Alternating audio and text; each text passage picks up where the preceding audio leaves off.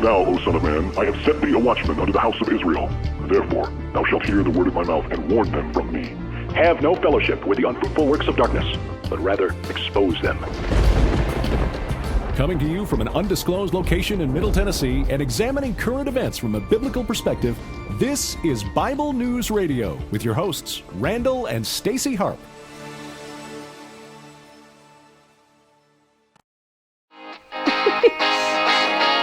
All right, hello, people.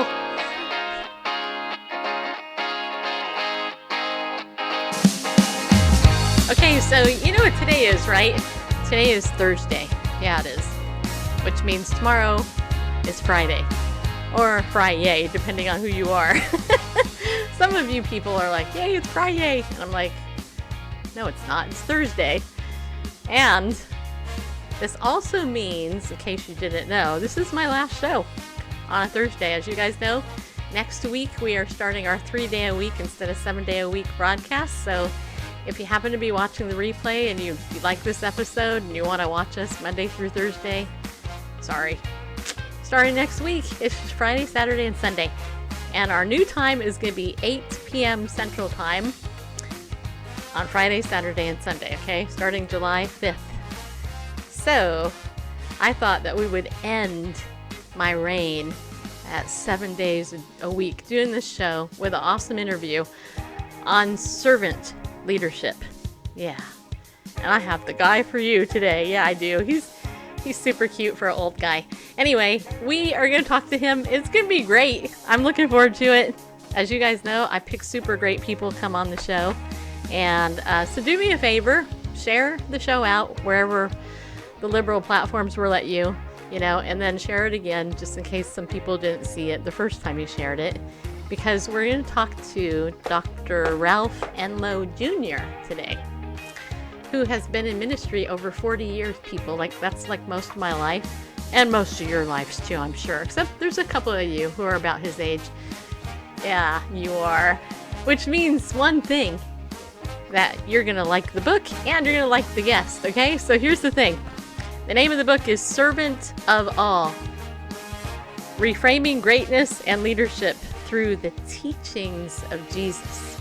Yep. And it's a really cute little book, too. It's little, it's cute, it's soft on the front. You can't feel it, but just saying, it is. It's soft. And look at that. Half a king chair, half a hard chair, which we'll talk about later. And the distinguished bio of my guest. So let me read this to you, people. Don't worry, I'm going to read it. I'm not going to read it all. But because I want you to know who my guest is, I'm going to read it. Okay. Dr. Ralph Enloe, who is an author and a scholar. Yeah, he is. And he serves as the president of the Association for Biblical Higher Education. Previously, he served for 28 years as an educational leader at his alma mater, Columbia International University. Culminating in a 6-year stint as Senior Vice President and Provost, a founding member of Global Associates for Transformational Education. He has been involved in international teaching and consulting in over a dozen countries. Yeah, he has. And now he gets to talk to over a dozen countries here on the internet on our show, which is super cool because there's so many of you in other countries. Yep. All right, so let me tell you what else. Let's see. Is that it? Okay, he wrote another book called The Leader's Palette. I think that's right. 7 primary colors. Did I say the word right? I have a problem reading. You know what word I was trying to read earlier was hyperbole. I was practicing before the show the word hyperbole because it just messes me up in my head. But anyway, here is one of the topics we can discuss today. And here's the other thing, you guys. Put in your questions, about greatness and servanthood and servantship and stuff like that, because that way we can talk about that stuff. But misunderstanding greatness in an age of hyperbole and cliche, what does it really mean? That's what we really want to know, people. Yeah, it is. We also want to know What social and mass media agenda setting and greatness, what do they have to do with each other? And if your brother offends you, how do you deal with an offense in a culture that's obsessed with it? That's part of the reason when I read this, I wanted to have Dr. Ralph Enloe Jr. on the show. So he came on, and I just got done telling him my foot joke. And he's still here. So Dr. Enloe, welcome to the show. Glad you're here. Thank you, Stacy. Good to be with you. Well, I'm glad you're here. So my audience has heard that foot joke numerous times, and I would love it if you told your joke now that you told me right before the show, so then we could start the show on a good foot. Oh, now I didn't see that coming. I meant to say on the right foot, but I have to blame this on my brother. He posted this on Facebook yesterday. He was telling about the redneck who had a guest over for dinner, and the guest said, "What are we having for dinner?" And he said, "We're having Himalayan possum." And the guest said, "Himalayan possum, what's that?" He says, "Well, it's a possum I found Himalayan in the middle of the road, and that's what we're having for dinner." Still funnier the second time around. Oh, sure. Yeah.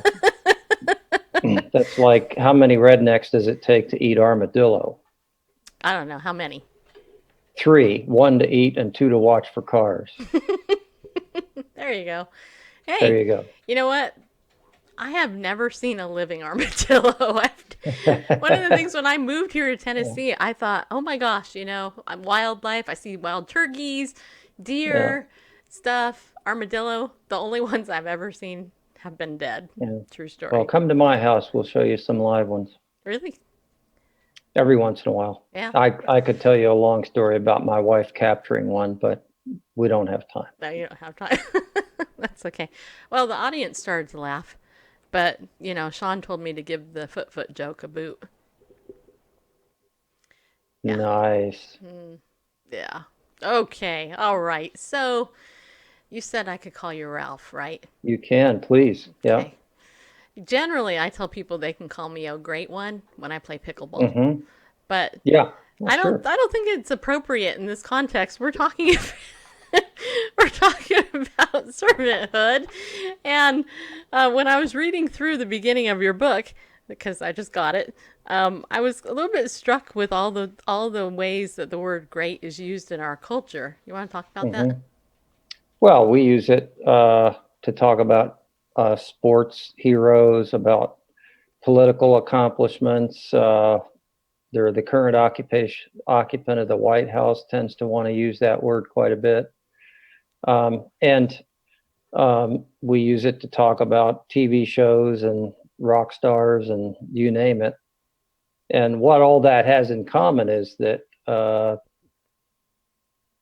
it's all about comparisons. It's all about rank. It's all about status.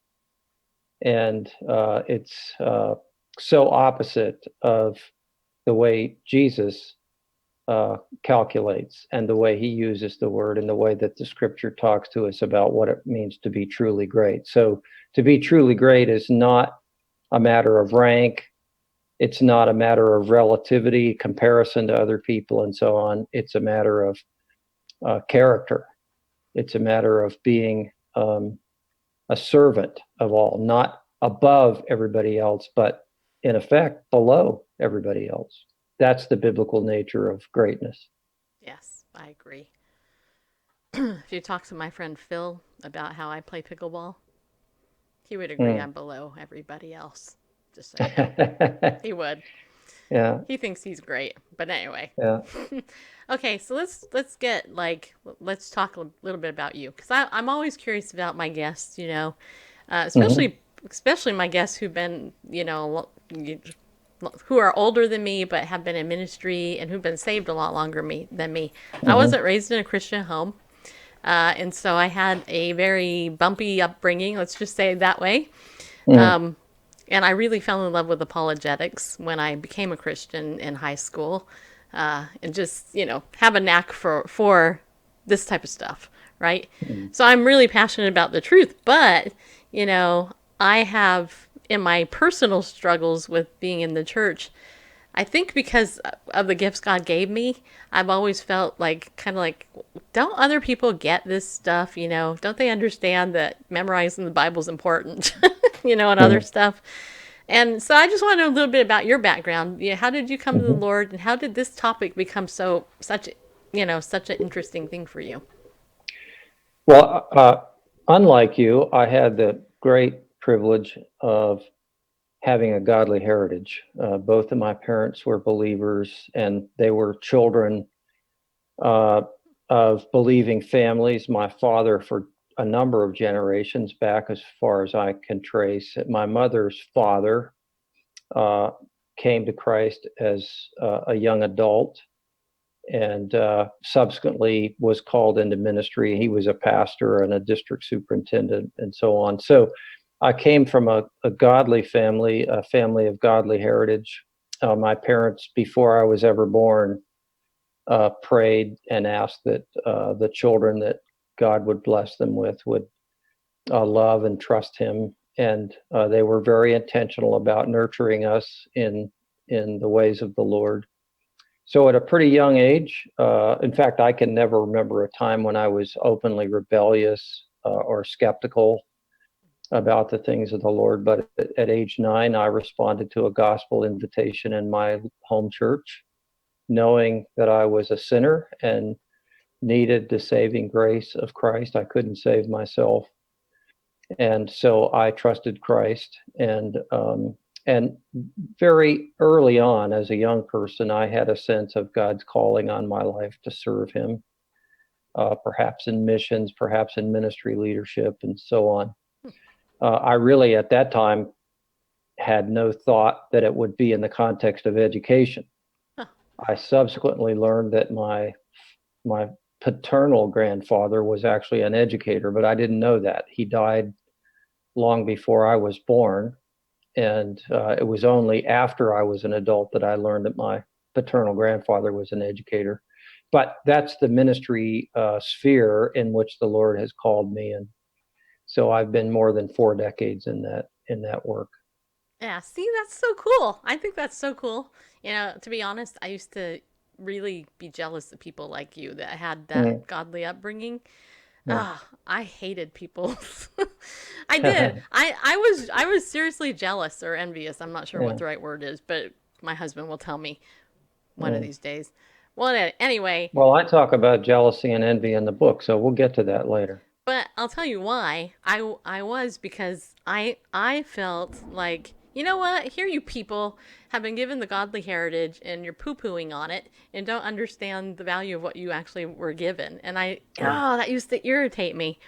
And then it was Twyla Paris. I had Randall introduce me to her music when I was, younger. And she did a song called, I think it's called 70 Years Ago. Have you heard this song? Is it 70 years ago, your mama's father or whatever? Anyway, it's basically about the heritage. And it occurred to me at that time that I needed to be thankful for people like you, because all the testimonies that we hear of people coming out of these horrific backgrounds coming, into faith because they did all these dumb things, which is usually the case. And I'm being serious, the dramatic testimonies.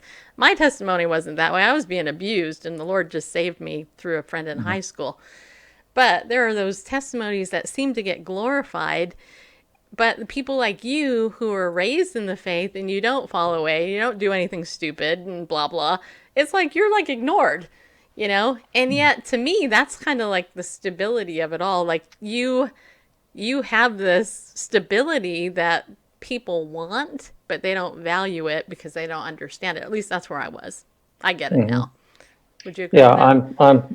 I'm blessed and privileged, and I'm very thankful for my heritage.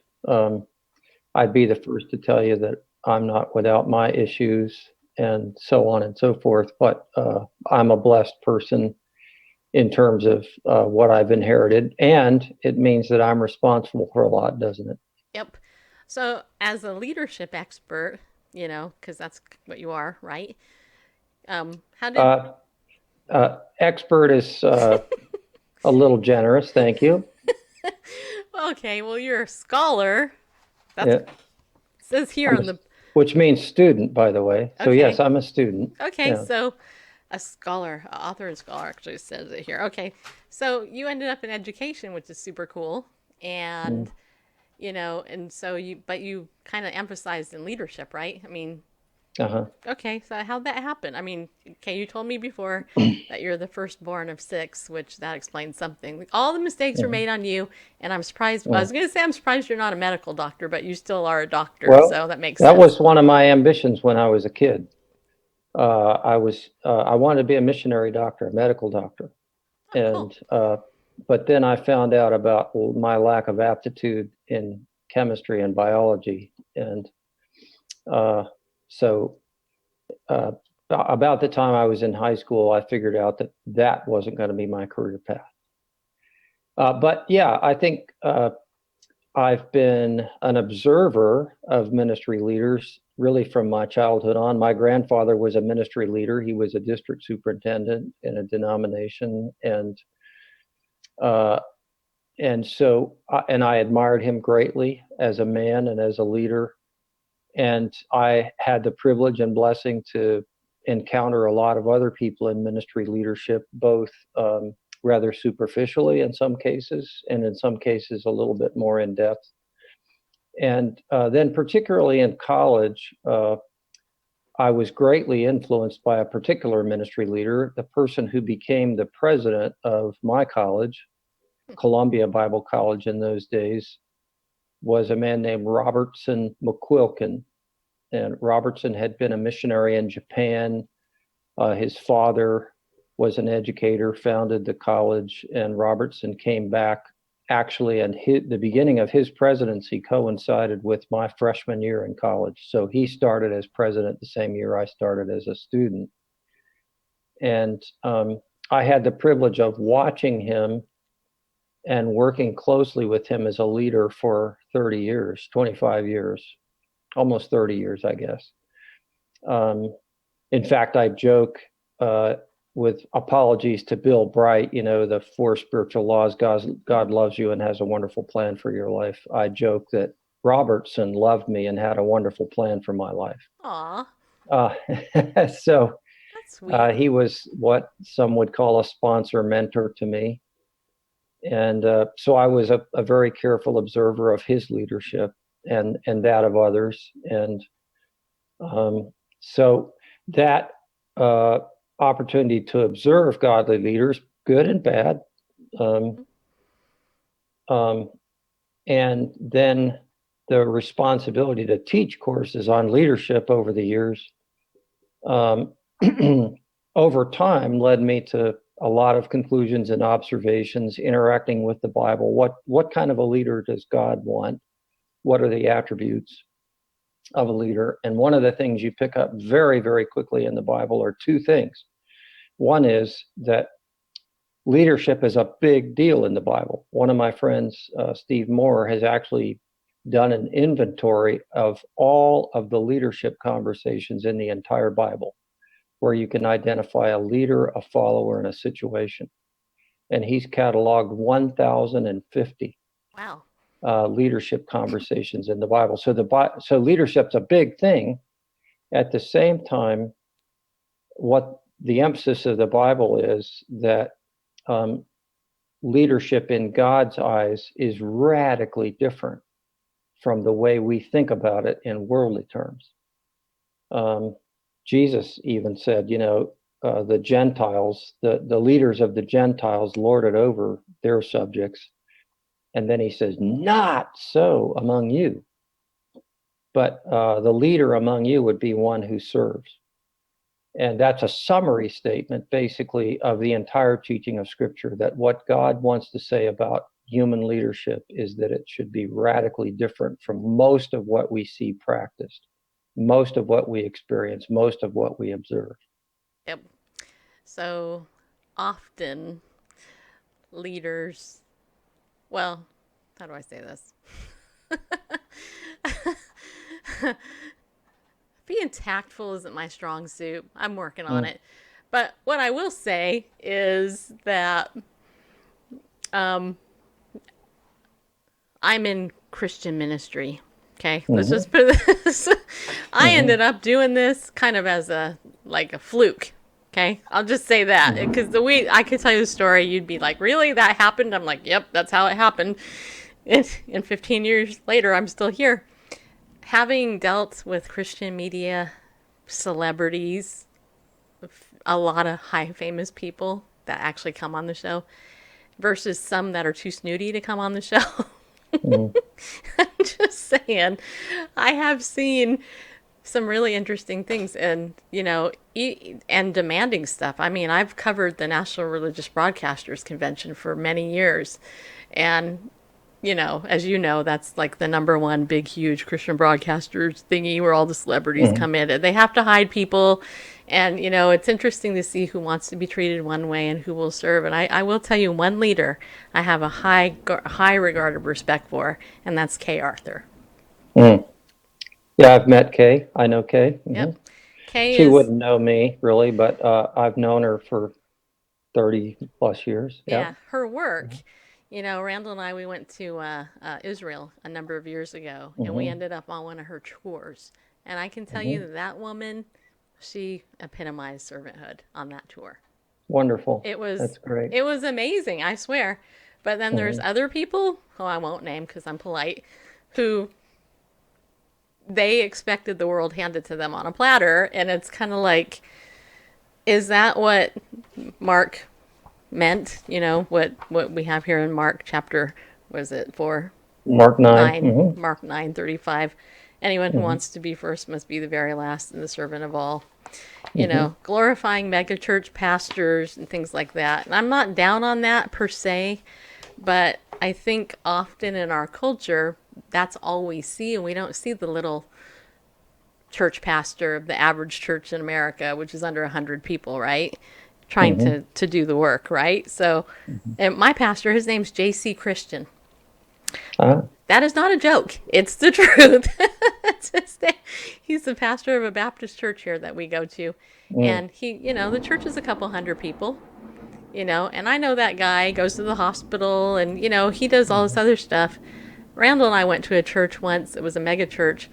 We were moving out of the area. We weren't leaving the church because we were mad at or anybody, but we were moving out of the area. We attended the church for years. So we wanted to say goodbye to the pastor. And he refused to see us. He had gotten a radio ministry and was just like, don't have time for you. So I'm sure you could tell stories, but how can those two examples fit into what your book is about, or do they? Well, I think they illustrate the fact that sadly, a lot of people in Christian ministry leadership lead and conduct themselves in ways that are completely the opposite of what Jesus is teaching about leadership. And you quoted Mark 9:35, this little statement, the one who would be great among you would be the least and the servant of all. The story of ministry leadership down through history is pretty sad and sordid when it comes to the way ministry leaders too often emulate the worst of what the world has to offer. And I mean, you can go all the way back in scripture, certainly Ezekiel 33, where Ezekiel is giving a pretty scathing indictment of the pastors of his day, calling them false shepherds. And this is an image that Jesus then invokes in John chapter 10, when he talks about the Jewish leaders of his time. They're not really shepherds. They're hired hands, and they're there robbing and stealing from people. And so Jesus defrocks the clergy, in effect, as one of the final gestures of his ministry. So it's been around for a long time, and we certainly see it in our day. That's kind of an understatement, huh? Yeah, it is. So what do we do? I mean, how do we learn? Because, I was talking to a guy Actually, he was a friend of mine at pickleball, about your age, and we it turned out that he was a Christian, which I found out in his testimony. But I asked him, "How did you become a believer?" And he said, "Well, it took a while because I was having a real hard time, and one day I was just so despondent, I decided to go to a church." And he shows up to this church. This is what he told me. He walks in, and the pastor's hanging out, doing nothing, I guess. I don't know what he was doing. But the guy asked him, here's my problem. And the pastor said to him, go read the Bible, and walked away. And that really turned the guy off to faith. And he told me it took many, many years before he would even go into the church again, And a lot of people that tune into our show, they do not go to traditional church because of similar things. And it's like, how do we bridge that gap? Teaching people, look, people are like sheep. We're stupid. We're dirty. We're stinky. We have issues. We need a shepherd to help us out versus, doing it alone. You know what I mean? You know what I'm trying to say?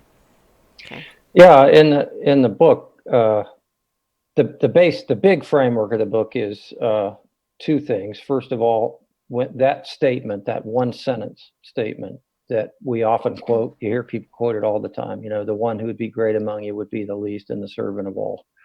You hear even secular people quoting that statement. What they don't know is that it's based on, it is prompted by a series of events and conversations that the disciples are trying to have behind Jesus' back.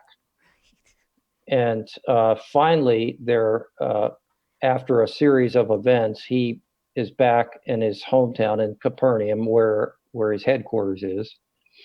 And he says, excuse me, what was it that you were talking about back there on the road?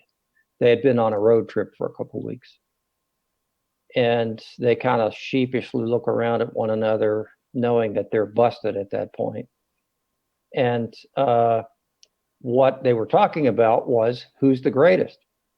Right. That was the gist of their conversation. Which one of us ranks more highly than the rest of us? Which one of us is going to get the perks and the privileges? Which one of us are we going to have to salute? And is there going to be room in the cabinet for me, kind of thing?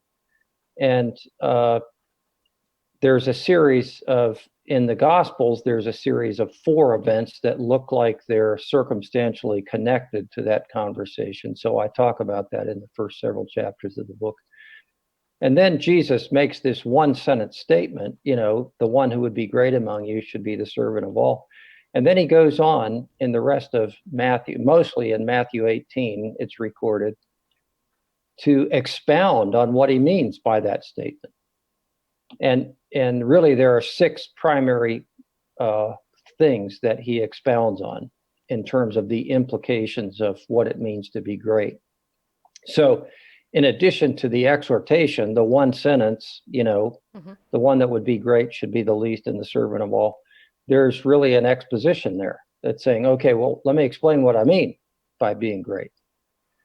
And so there are 6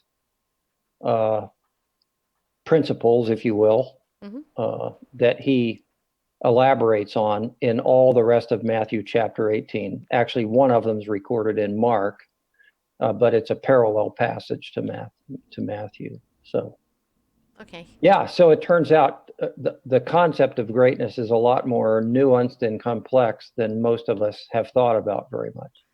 Yeah. Just so you guys know, we're having a massive thunderstorm right here. I don't know if you can hear the rain and the thunder, but hopefully the show won't die or anything. Oh, I hope not. I would expect that to be happening where I am, not where you are. Yeah, we've had some storms lately. It took down our front yard tree. Oh, boy. Yeah. Anyway, okay. So what I want to do, because it's the bottom of the hour, I'm going to take our little break here. But you guys, if you guys have any questions, you can go ahead and leave them. I don't know if anybody's on YouTube, Randall, but we can check over there too. Yes. Yeah, somebody said Periscope's acting up, so that could explain some stuff. But you know what, you guys, look, this is the last time that I'm going to be able to say this on a Thursday, at least on video. You know what? We have a great sponsor. Ariel Ministries rocks. Dr. Arnold Fruchtenbaum, founded this ministry years ago. And Camp Shoshana is taking place soon. Just so you know, July 7th through the 30th of August. And so if you guys know anybody who wants to go to camp, I went to camp, then go to campshoshana.com and get them to sign up. And or, you can go on Labor Day weekend, August 30th through something, September 2nd, I think is what I saw. Where am I at? There we are. This my husband's messing with me again. Live is the left, right? Okay, there's over there. Okay. Okay, anyway, if you want to go to camp, you can go to camp. And don't forget, you can use our special super, coupon code Bible News. When you use the coupon code Bible News, you save 20% at arielministries.org. And don't forget, we're going through 1 Peter still, even though we're going down to 3 days a week. We're still going to do 1 Peter. And, you can get the materials there if you'd like. Also, if you want to become pillars of our community, people, yeah, you are. Pillars! That was awesome the way you did that. You nailed it, Bareface. Just, a pillar is somebody who donates to us. So if you guys want to donate to us, there's the link, BibleNewsRadio.com/give to your heart's content. You can do that over there. And you want to be on our text message list? And why wouldn't you? All you have to do is text the term Bible News to 33222, and then every morning you'll get a Bible verse taken out of context sent to you from me. Yeah, you will, because it's too short to put the whole chapter. But maybe I should start putting the link, and then you can read the whole chapter, because that's important.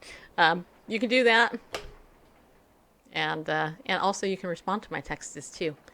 Okay, I'll get your questions. Good. Some people are asking some questions. That's good. Okay, so you guys know that.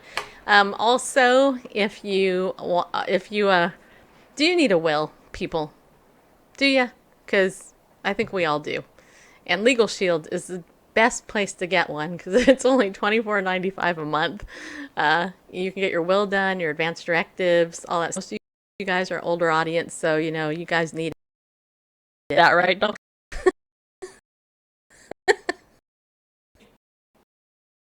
You can go to bit.ly/LOJ2019 and learn more. And you can also sign up for identity theft protection as well. I got to tell you, if you're in my state of Tennessee, one of the things that you need to know, July 1st going into effect, is the no hands held. You cannot hold your cell phone anymore in your hand, no matter what. If the key is in your ignition and on, and you have the phone in your hand, you can get a ticket if a cop busts you, just so you know. So that's a reason for you to get ID Shield and Legal Shield, because then you can submit your ticket to the law firm and they can help you out. Nailed it. But if you're one of those people who's like, hey, I never break the law, I'm perfect in all my ways, I would never do that. Just remember that tons of other people break the law. It's a sinful nature. People just can't help it. So you might want to protect yourself from those evildoers instead. Okay, so go to bit.ly/LOJ2019. All right. Yeah, it's been the law in Illinois for a couple years. Yeah, well, in California, it's been the law for a long time. And even though Oprah tried to get everybody to put your cell phone in the back seat or in the trunk so you don't touch it, Tennessee is a little bit behind, just so you know. I mean, at the banks, they still have those things, those cylinder things that come through, the vent thing that come through, and I'm like, that was like from the 90s. Like, what the heck? I moved here 6 years ago, and when I saw that, I was like, who manages Tennessee? It's Pennsylvania law too? Okay, well, there you go. Anyway, so that's the announcements. Remember, tomorrow's Free for All Friday. It's going to be our last show on a Friday at 4 o'clock. We're changing our new time to 8 p.m., people. Central Time. Yep, you do too? All right. Okay, so today our guest, in case you came in late, I know a couple of you just did, I shall reiterate my guest, his credentials, Dr. Ralph Enlow, author and scholar. Yeah, he is. And he serves as the president of the Association of Biblical Higher Education, which you could go over to abhe.org or abhe. You know, you can go there and check it out. Actually, we should talk about that too. He served for 28 years as an educational leader at his alma mater, Columbia International University, and was senior vice president and provost, a founding member of Global Associates for Transformational Education. And he's been involved in international teaching and consulting in over a dozen countries. And he wrote this new book. This is it, called Servant of All People. Yeah, it is. Oh, yeah, I forgot to ask you, Ralph. What about the cover? Did you have anything to do with the cover? No, one of the staff members at the publisher came up with that visual concept. I loved it the minute I saw it because it so aptly illustrates the essence of the book. But It's true. Yeah. Did I miss anything in your bio that you want to highlight? Well, I'm married to Valerie for 42 years, which says a great deal about the character of the woman that God gave me as my partner and friend. Yeah. And we have 2 adult children, ages 40 and 38, each married. Aw. And each has a 4-year-old granddaughter. We're headed to California tomorrow to see one of them. Aw. Well, cool. I hope you have fun. We fully intend to. Are you going to go to Disneyland? Take her to Disneyland. Oh, we've got Disney World here in Florida. Why Oh. would we? No, we're going to Northern California, Oh, not Northern. Southern California. Go over the Golden Gate Bridge then. Something like that. Take yeah. her to Alcatraz. Yeah, no, she's too young for Alcatraz, but Yeah. although Alcatraz is kind of fun. I've only been there once. That was enough, you know. It's just a rock, pretty much. Yeah, I just got out myself. So yeah. Okay. All right. So I have some questions that came in from the little disciples in our audience that watch us. So let's see here. I'm going to go back here. Okay. I'm scrolling through here. All right. Okay. Sean, he wants to know if you can quickly tell us the 6 points in his book. And Yeah. is this a book for kids or adults? God Loves You wants to know. Yeah, I would say it's primarily a book in which, in my mind, the audience is adults, perhaps young adults, people that are just emerging into ministry, ministry leadership, or some people that have been in ministry a long time that are reassessing what it really means to be a leader in God's kingdom and so on. So in fairness, it's probably not a kid's book. There's nothing PG rated about it. It's just probably not going to connect with where they live. The 6 points are this. So again, the book is basically arguing that, yeah, we can quote the statement, the one who would be the greatest among you should be the least and the servant of all. But okay, well, what does that mean? What does that look like? Jesus spends the next chapter in Matthew and parallel passages outlining 6 things. And very quickly, those 6 things have to do with, first of all, he calls a little child and he sits that child down from him and he says, you need to become like children and you need to welcome children. And the idea there is that, the world's way of seeing greatness is that we know we're great by our independence and our self-efficacy. Jesus says, no, true greatness is not about independence and self-efficacy. It's about dependence and God dependency in particular. And we know we're great on the basis of, if we're on the A list and we know all these rich and famous people or whatever. And Jesus says, no. The way you tell somebody's great in biblical terms is not what they do about the big people, but what they do about the little people that can't do anything for them. Yep. So that's sort of point number 1 that he makes. And then the narrative picks up in Mark's gospel where John says, well, okay, then we saw some people trying to cast out demons in your name. Should we call down fire from heaven? Kind of, have them zapped. And Jesus says, no, because that kind of an attitude really is indicative of envy, which is a real poison Yes, envy actually in kills. leadership. Yeah, There's actually a verse in Acts that actually talks about how so and so was envious and he went out and killed somebody. right, So I right, studied it because I was struggling with it. That's how I know that. But right. carry on, teacher.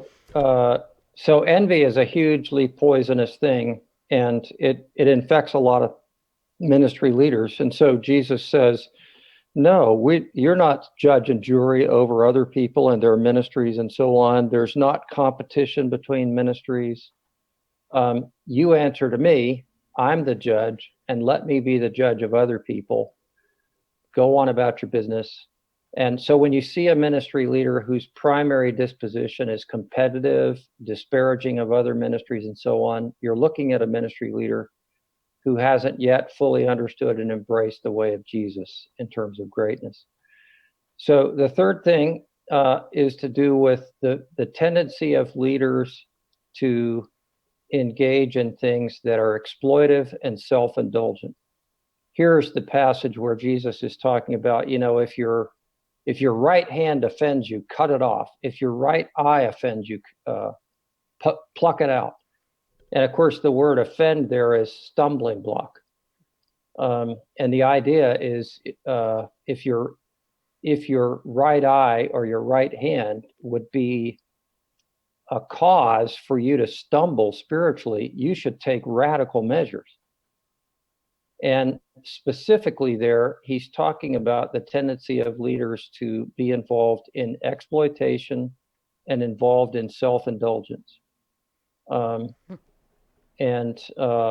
So leaders who, for example, tolerate sin in their lives, they're self-indulgent about their own integrity, about their own spiritual habits, and so on and so forth. Jesus is saying, by way of hyperbole, he's saying, look, even if your right hand, you ought to cut that off. It's too dangerous. So a great leader cuts those things off. Quickly, the other three, one has to do with priorities. True godly leaders have the same priorities that God has. They're aligned with his priorities. And what's God's highest priority?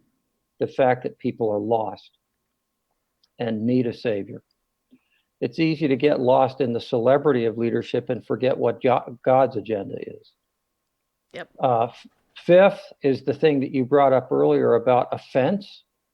The passage that we often quote, Matthew 18:15-18, if your brother sins against you or whatever. And a lot of people use that basically as a methodology to try to deal with interpersonal offenses. But in the context of spiritual greatness, that's not what that passage is about at all. It's basically saying you ought to care enough about people that you would go to great lengths to rescue them from their own error and from their own peril. And you do that humbly by going to them privately and pleading with them that, but if they refuse, you take it up a level. Not because of you, not because they offended you, but because of the risk that they're in. And then you get into the subject of forgiveness. And that's that whole passage where Peter brings up the question about how many times should we forgive? Yeah. Well, that passage is an answer to the question, what does greatness mean?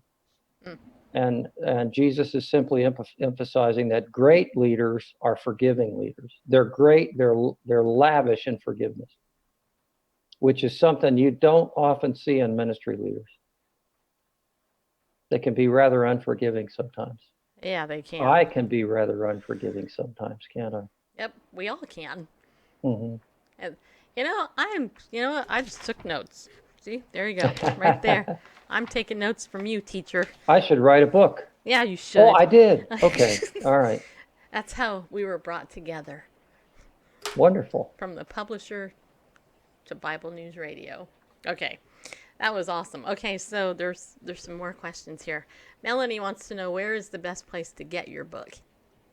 You can get it at lexhampress.com, or you can get it on Amazon. It's available for sale. I think the official release date is next week. But if you go to Amazon, I know it's there. I've seen it. Yeah, I did too. I assume it'll be in some Christian bookstores, but there's not a whole lot of Christian retail out there anymore. So you're probably going to have to get it online. Yeah, it's kind of a bummer, And isn't if you have trouble, write me. My email address is just first name dot last name, so ralph.enlow@abhe.org. Or president@abhe.org will work too. Okay. So you guys got that? Are you on Facebook? Do you like people to follow you? I am not, but our organization at ABHE is on Facebook. They are, okay. Yeah. So you're one of the old geezer types that doesn't want to be on Facebook. Okay, guilty as charged. What? You have a life outside of the internet? Yeah. The horror of it all. No, that's a good thing. Facebook, they're trying to rule the world with Google. Yeah. Just so you know. Okay. All right. So do any of you guys out there have any questions for this doctor here? Huh? Do you? What am I bad? Well, I'm a doctor, but not the kind that can do anybody any good. Yeah. Well, yeah. I thought about it. Thought about being a doctor, but I thought, nah, it's too much work. Get a headache. It is a lot of work. Yeah. So what would you say? I have a question about leadership leaders today. That didn't come out right. I know what I mean. Okay, so there's people like John Maxwell, who's a well-known leader, business leader. Well, he was a pastor, then business leader, and then kind of sort of back pastor anyway. He's very popular. Who are some people that if people want to learn more about leadership besides from you, which, would be awesome because that's why you're on the show and John Maxwell isn't. I only just heard about John Maxwell like a couple years ago. So I always, this is my philosophy, and maybe, I don't know, maybe it's a snooty type philosophy I have. But my philosophy has always been, if somebody's super famous and everybody knows who they are, I don't want anything to do with them, which sounds horrible. True story. I mean, that sounds horrible, but I don't tend to follow the normal, like, oh my gosh, there's so-and-so, and I want to kiss their feet type philosophy. So, I mean, obviously, the Bible is our first book on leadership, correct? Yes. Good answer. I think so. But there's a lot of good sources of really good stuff out there. I mentioned earlier my friend Steve Moore, who has done a study of all the leadership conversations in the Bible. Maybe that was before we went live, but no, you did. He has a website called BibleCenteredLeadership.com. Just the words, BibleCenteredLeadership.com. Okay.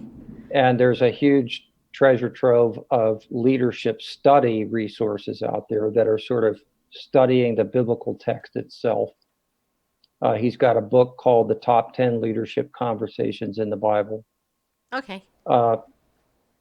John Maxwell is very widely known, and deservedly so. He's a tremendous communicator, a dynamic individual. I think he's more of a communicator than he is an original thinker. He's been very influenced by Ken Blanchard and others in the realm of leadership, but he's really a good conceptualizer, and you can learn a lot from him. One of my favorite Christian books on leadership is by Richard and Henry Blackaby. Okay, yeah. So some good stuff out there. Yeah. Yeah, I connected with Richard on Twitter many years ago. After his dad died. So after Henry left the earth. But okay. Let's see. All right. So, in your opinion, like in your book, let's just tackle one of these topics. We got 10 minutes. You only got 10 minutes, mister, to tackle the world's problems. Okay, so the leaders who exploit, and do in self-indulgence, what are some signs of that? I mean, I know that sounds like a basic question, but maybe some people don't know. Again, I think the disposition of the leader, it manifests itself in all kinds of different forms, but basically the message, the subliminal message that they're sending is, you work for me. What can I get out of you? Okay. Rather than the message, wait a minute, I'm a leader. My job is to work for you, is to give to you everything you need to become everything that God has designed you to be, and to bear the fruit that God has designed you to bear. So when I'm, in an organizational setting, you've got superiors and subordinates Yes. on the organizational chart, but it's inverted in God's economy. Okay. If I'm the president of ABHE, my job is to serve everybody in ABHE, not to exploit them for my benefit, for the Right. sake of my reputation, for the sake of my convenience, for the sake of my financial gain, for the sake of my celebrity. Okay. So contrary, there's a couple of big names in ministry that recently have come out, and Mhm. clearly they were exploiting people. But okay, so Jesus, when Jesus washed the disciples' feet, that's what most people think about when they think about servanthood. Mhm. There would be some people that there would be no way they would ever dare touch somebody else's feet like that. I mean, in the literal sense, Yeah. they would never do that. Yeah. But how can we follow Jesus's model in the normal everyday life of activity then? Yeah. Well, one illustration I quote in the book is about D.L. Moody, who lived in the late 19th century. They have a pastors' conference in Massachusetts. He had a conference center there in Northfield, Massachusetts, and they had all these pastors from England that came over for this conference.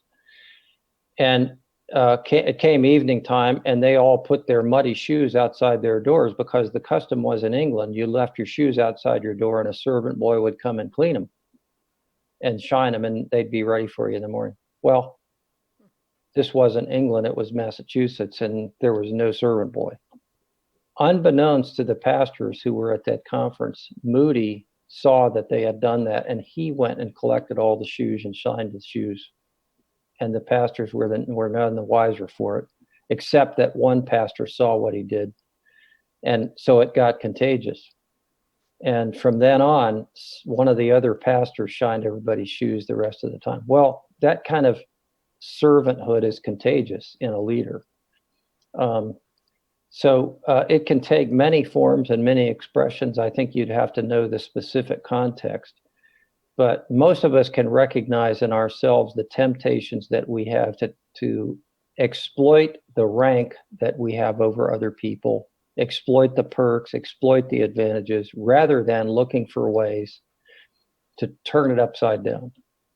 Gotcha. And say, don't let me be a taker, let me be a giver to you. Yep.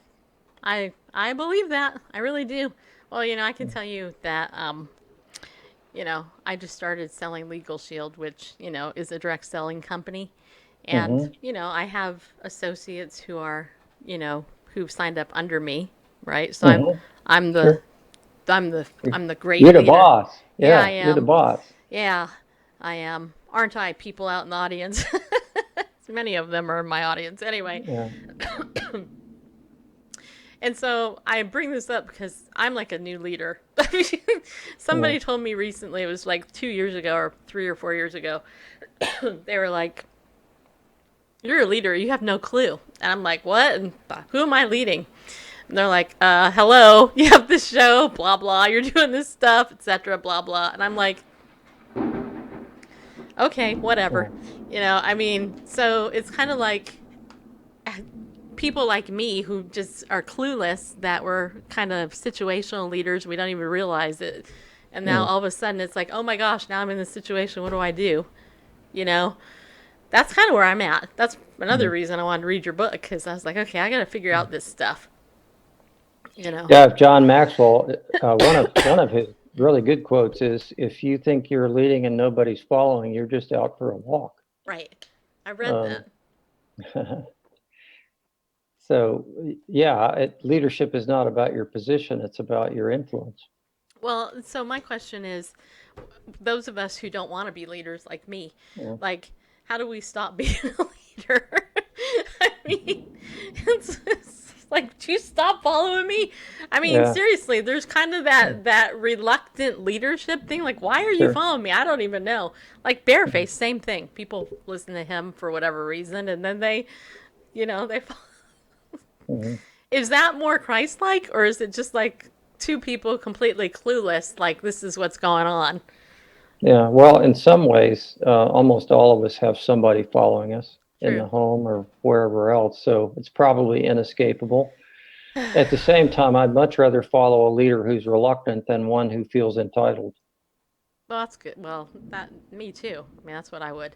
Because there's some people out there who are like, hey, look at me, I'm so great. And I'm like, no, Yeah. you're not. You're really not that great. You think you are, but you're really not. My dogs follow me everywhere, you know. Mhm. It's like the guy that was talking to his wife after he gave a spectacular sermon, and he went back to his wife and said, um, who do you think are, how many people do you think that I'm maybe the greatest preacher of our generation? And his wife said, one less person than you think. There you go, right there. So, so true, people. All right. Well, hey, we only have a few minutes left, so now is your opportunity to let people know, anything else you want them to know. Are you frozen? No. Am I frozen? Oh, you're I still. don't know. Oh no, you were just so still. I thought I Yeah. thought the screen froze. Just wasn't sure. Well, at my age, I tend to nod off. So, Like my dad. He does snap frequently. yeah, where was I? No, I just, I, I guess the main thing I want you to know is that I'm your brother in Christ. I love the Lord. I love His Word. And if I could be of help to you in any way, I'd be happy to do that. Cool. And so they get in touch with you by. They can use the ABHE website, or there's a contact form there, abhe.org, or they can write to me at ralph.enlow@abhe.org. I dare you And guys to write Ralph. I dare you. Dare you. I double dog dare you. I do. Sean will write you. okay. I think so anyway. I don't know. All right, let's see if there's any final comments from people that came in. Hey, Joey Giggles. Joey Giggles is greater on Periscope than me. He's got the gold star. Me, lowly little brass star. We should not coronate anyone great. Let God do it. Yes. Okay. Yeah. See, Sean just said he would. Agree. Uh-huh. Agree. I agree. All right. Okay, I'm going to ask you an A-list guest question, okay? Because it goes against everything we just talked about. Because, talking about greatness and stuff. Yeah. A-lister, Dr. Enlow, A-lister. That's what you are. Yeah, you are. Okay, so ready for your A-list guest question? No, but go ahead. Go ahead. Okay, so do you like eggs? Yeah. Yeah, I guess so. You do? Okay. I'm curious, like, when you eat eggs, what do you do with the shells? Put them down the disposal. You are a man after my own heart. Ah, Now you what are. can I say? Yeah. See? Why? Why do you do that? Because I don't eat them. I don't. And they're not, as far as I know, they're not good for composting, but my wife could tell you better. You would not believe the controversy that has erupted on this show over this question. Is that right? Yes. Which came first? Sorry, the egg or the controversy? I think it was the controversy. No, I don't know. Okay, all right. Do you rearrange the eggs in your carton? Like when you take the No, eggs out? no, I don't do that. No. I believe. I think I'm being analyzed now. No. So I'm seriously, because so many people will they'll take them out systematically. Now I'm pretty much of a systematic kind of person. I'm a clean desk guy. I'm an organizing a place for everything in its place, but I'm not as extreme as rearranging the eggs in the carton. Good to know. I don't go that far. All right. That's good. You're a good egg. Oh, nice. Yeah. You didn't see that coming, did you? I got a feeling you're a cracked egg, but that's another discussion altogether. That's good. All right. See, they all laughed. Well, good. You're full of yolks anyway. I am. You saw that coming, didn't you? I didn't. That's why it's funny.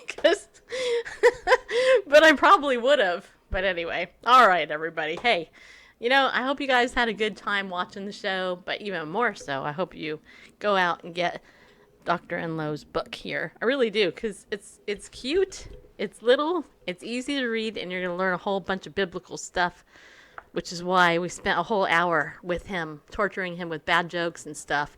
But, getting down to the brass tacks, people, go get the book, Servant of All. Look at that cool cover right there. For the book cover alone, you should get it. All right?